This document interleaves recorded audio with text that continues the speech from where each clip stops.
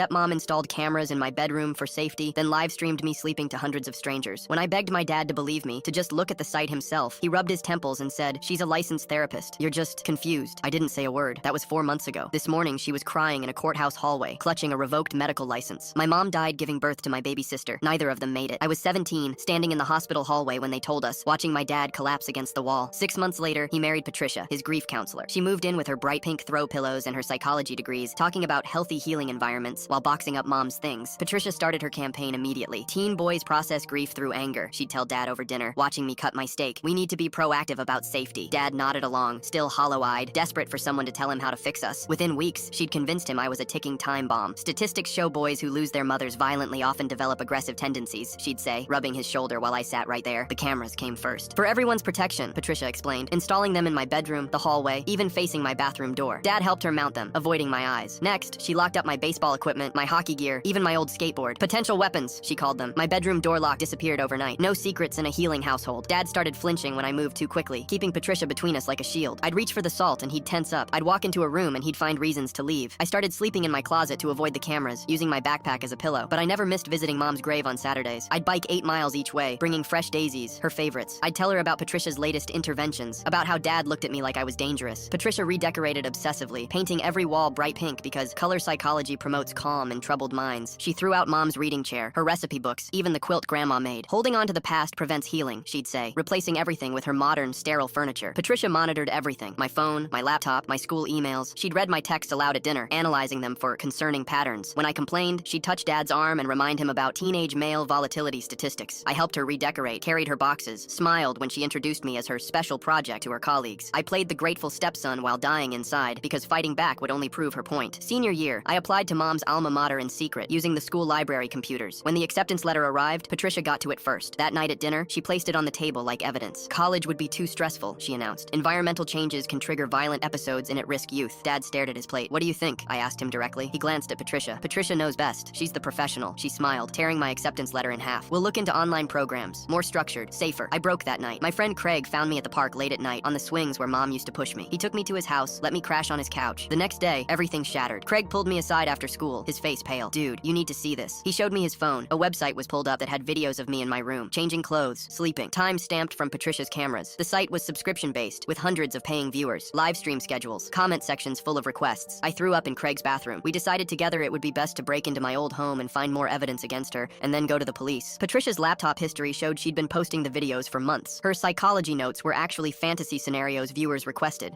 The full story on video below.